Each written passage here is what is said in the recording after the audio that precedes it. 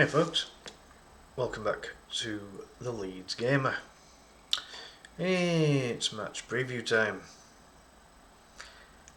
And Leeds have got one of the hardest games of the season as we welcome Manchester City to Elland Road. This couldn't be much more difficult. I think the only other team that wouldn't be more difficult than this right now is Arsenal, as we succumbed to two extremely heavy defeats against them. Now, based on the reverse fixture, Leeds only narrowly lost that one 3-2, and it was the half-time team talk and the adjustment of system and certain personnel in that second half that made the difference and got us from 2-0 down back to 2-2 before conceding a very late Phil Foden goal. However, Manchester City strengthened in January by bringing in Marc Guéhi and Antoine Semenyo, and both of them have basically taken it like a duck to water, strengthening the Manchester City lineup even further. So, a little bit difficult to determine who might start in the Man City 11. They have a couple of players unavailable through injury, so I think that the players who might start this one is Donnarumma in goal. I think they'll probably go back four with Nunes and O'Reilly at fullback, with Diaz and Guéhi at centre back. I think they'll probably then go with a three-man midfield of Silva, Hernandez and Reinders, with Foden and Semenyo supporting Haaland up front. So possibly a 4-3-3 formation or there or thereabouts. As I say, I could be completely wrong with the lineup, I could be completely wrong with the system and formation. This is Josep Guardiola we're talking about here. I don't think there's anyone on the planet that can figure him out half of the time. He's known to be one of the most tactically flexible managers on the planet, and when he's got the amount of resources available to him, it's no wonder that he can afford to be able to. So this is what I think we're up against, folks. I just hope that we can be defensively resolute and attack at the right times, and if we can nick a goal or two. We've proven that we can score a couple of goals against them. We did do in the reverse fixture, but they didn't have Guéhi or Semenyo in the lineup that day. And you know, we're only talking two players, but they do make a difference. And they've got their two main captains back in terms of Bernardo Silva and Rodrigo Hernandez. Both of them are incredibly influential and kind of run the midfield pretty much every time they play.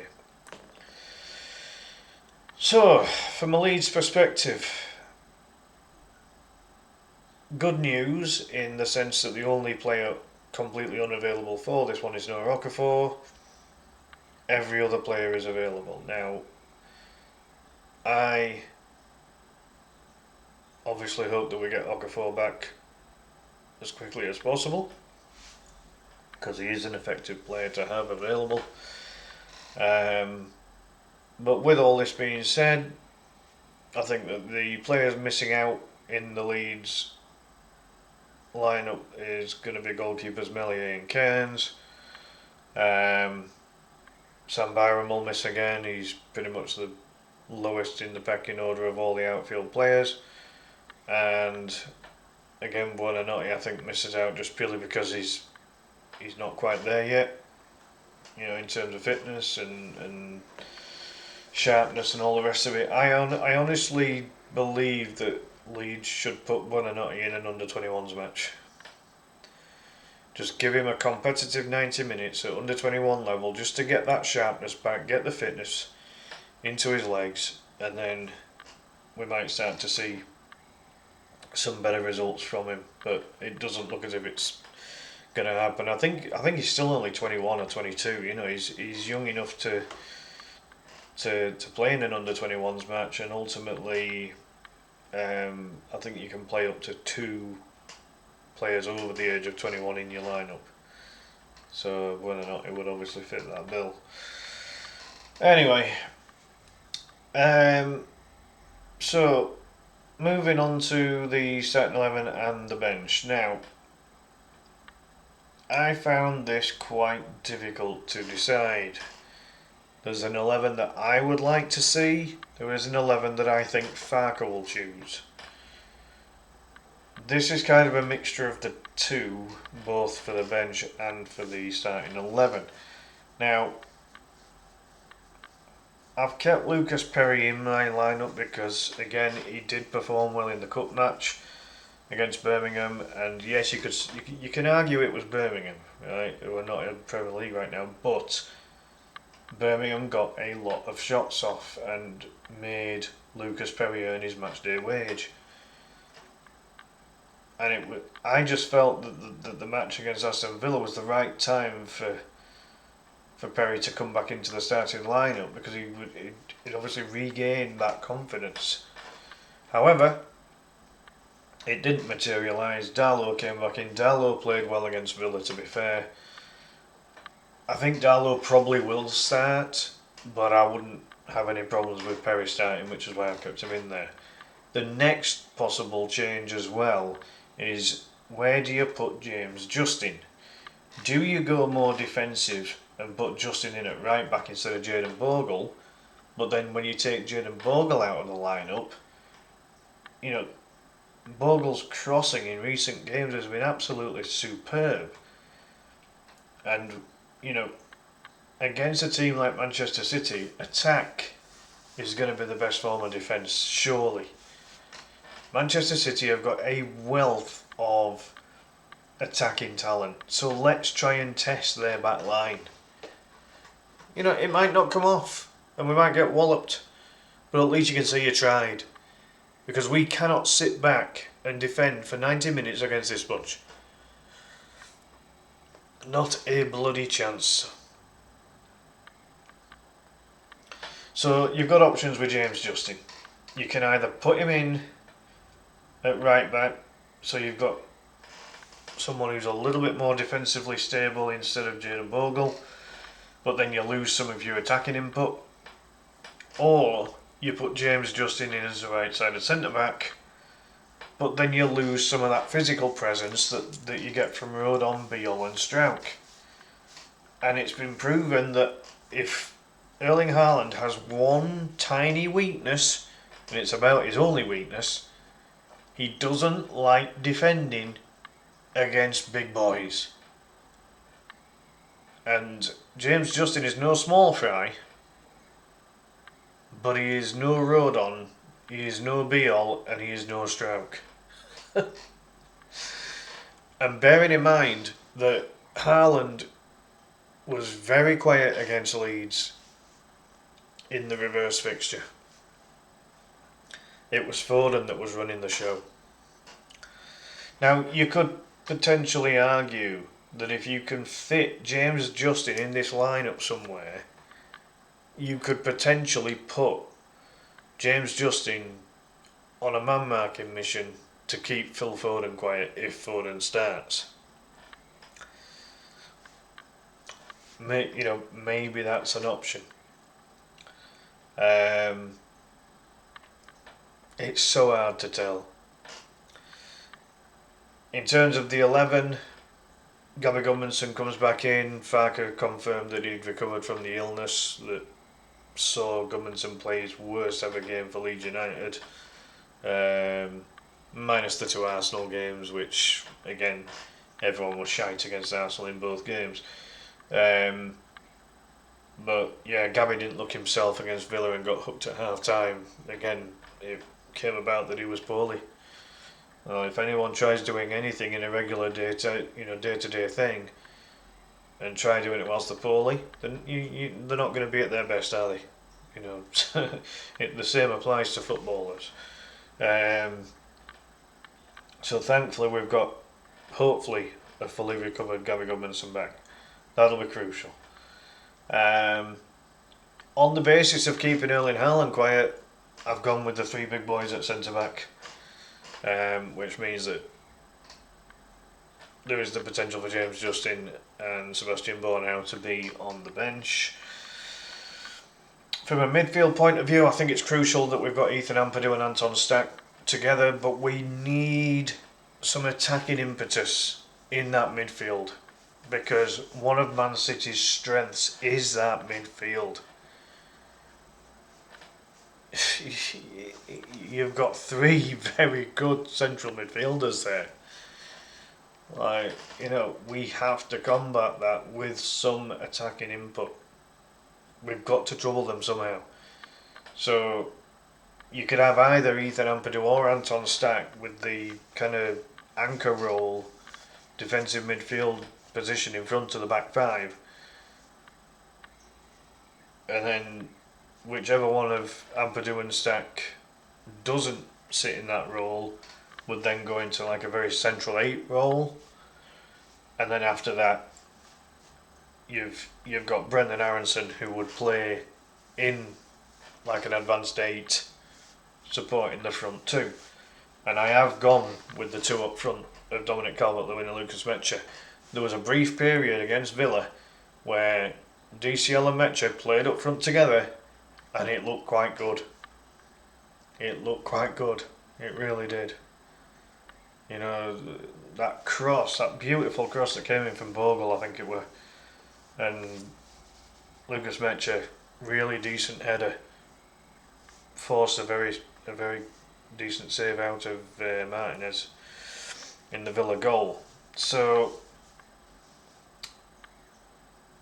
for me, and again, I put this argument out there that attack's the best form of defence against a team like Manchester City. So, you've got to go with an attacking lineup. You've got to. Now, for me, I think I would have Ampadu kind of sitting back as the anchor man in front of that back five. I would have Stack being in that central role because of his size and being that little bit bigger and a little bit more physical. Stack can win aerial duels. He can tackle. He can pass. He can attack a little bit himself. I think I would probably have Anton Stack as the central point in and around that centre circle, so that the likes of Silva and Hernandez and Reinders have got some kind of challenge in there. As I say, both Ethan and Anton can kind of switch and interchange as the match goes on. And bearing in mind that if you play someone like Brendan Aronson, who has got that unstoppable engine, he'll keep running and keep working the entire 90 minutes and hardly ever tire.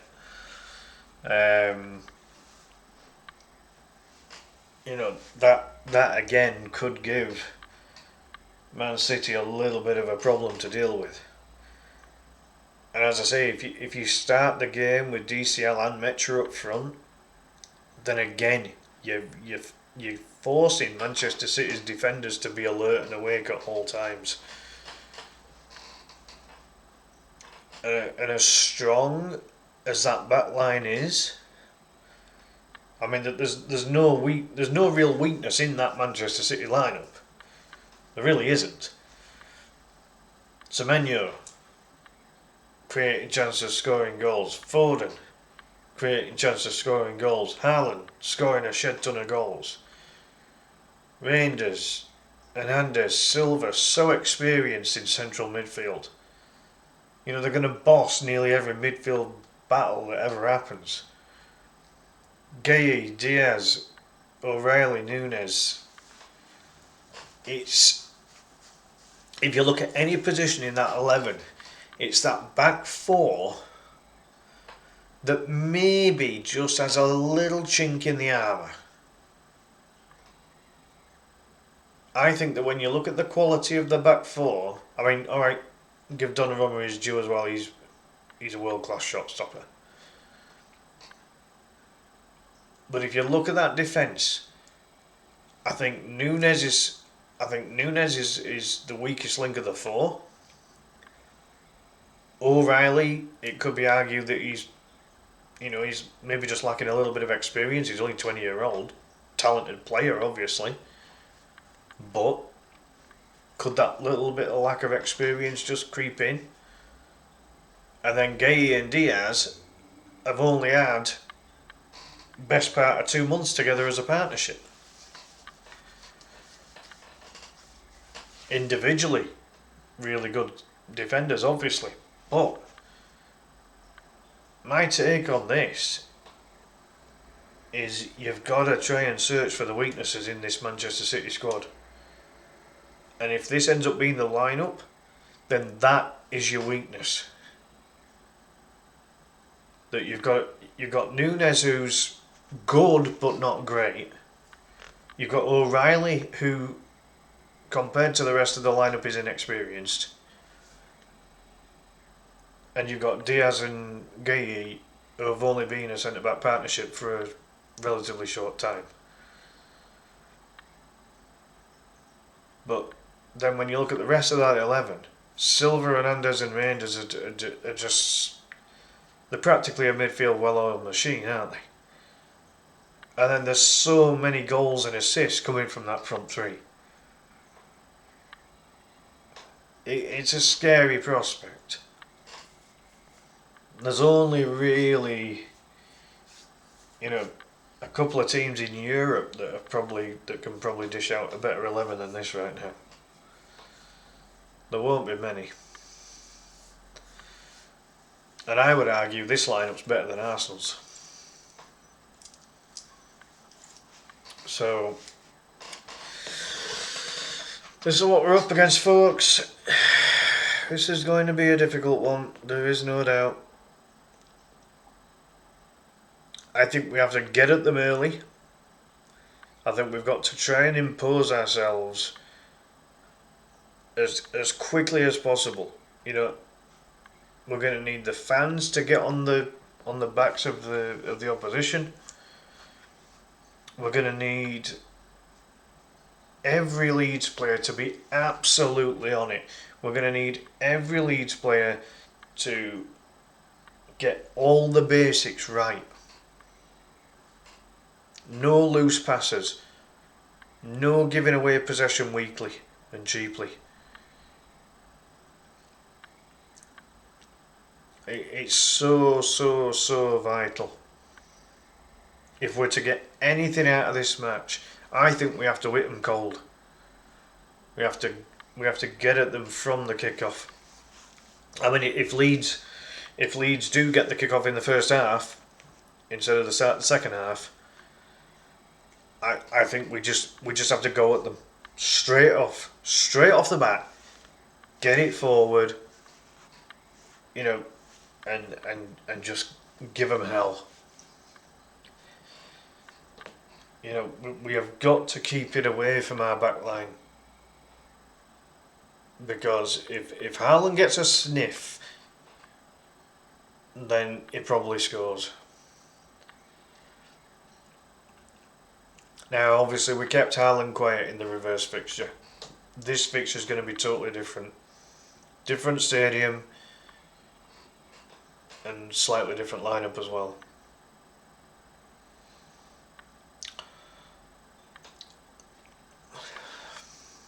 I'm trying to be level-headed about this. I think it might be 2-1 to Man City, and I'm being very, very conservative with that. Do I think that we can get something against them. I think if the players go about it the right way, possibly. If we can catch them by surprise in a couple of ways, if Daniel Farker has something up his sleeve that nobody's aware of outside of the club, then maybe that's something that can just, I mean, that's how we ended up getting back into the game in the reverse fixture. We took Guardiola by surprise. We took the Man City players by surprise. And we went from 2-0 down to 2-2. And the look on Guardiola's face was unbelievable. He was shocked. He was shaken. He couldn't believe what he was seeing. And this is why I think this is going to be a tougher match, because all of a sudden Guardiola has learned a little bit more about Leeds United, a little bit more about Farker and his tactics and all the rest of it.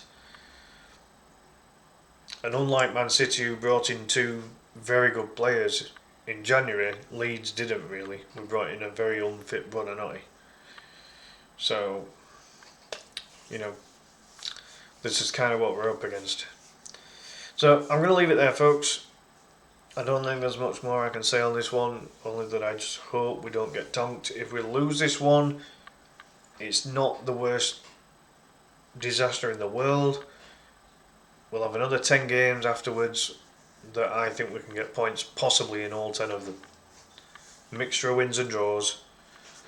But I think we could possibly go the rest of the season unbeaten. It's a massive ask, but I think we could go the whole rest of the season after this Man City game unbeaten in some capacity. But let's just stay level-headed, get the 3 wins we need for 40 points, and then see where the rest of the season takes us.